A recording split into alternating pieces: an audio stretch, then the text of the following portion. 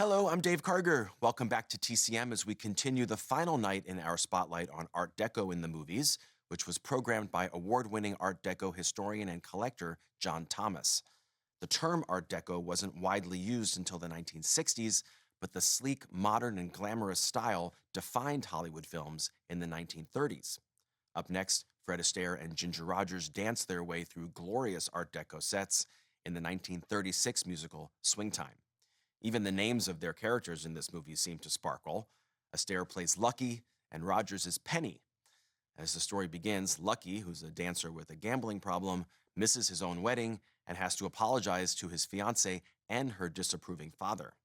They agree to give him a second chance if he can go to the city and earn enough money to prove himself worthy, but as soon as he arrives there, he gets distracted by a beautiful dance instructor played by Ginger Rogers. Swing Time features one of the finest scores of any Fred Astaire Ginger Rogers musical, composed by Jerome Kern and Dorothy Fields.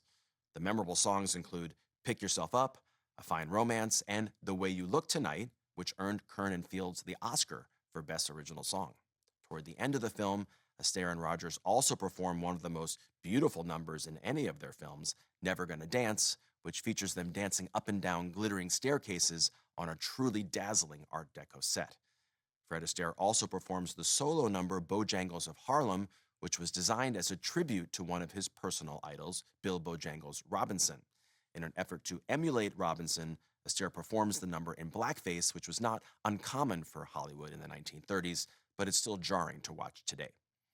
From 1936, directed by George Stevens, also with Victor Moore, Helen Broderick, and Eric Blore, Swing Time.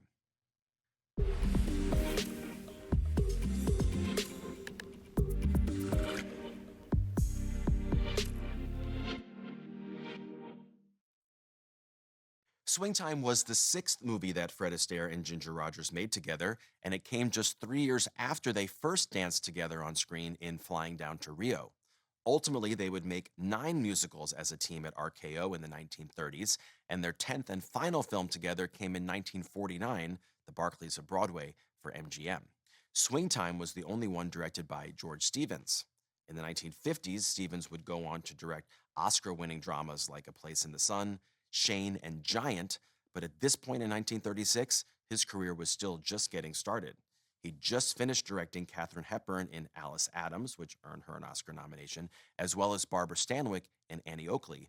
Both of those films were released in 1935, right before Stevens made Swing Time. He soon went on to work with Astaire and Rogers again, but not as a team.